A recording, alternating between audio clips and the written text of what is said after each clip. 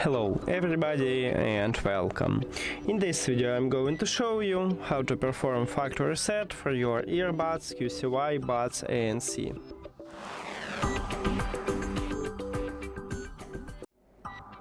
Firstly, we need to remove these earbuds from the phone, so go to the settings, then Bluetooth or connected devices, and at the device list click the information icon or settings icon near to your earbuds. Then forget the device and forget device.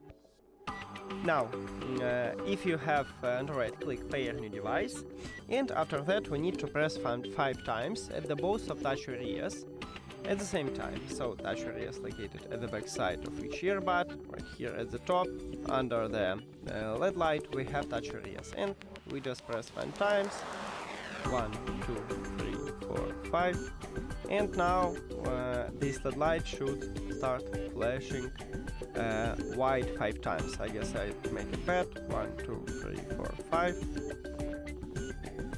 1, 2, 3, 4, 5.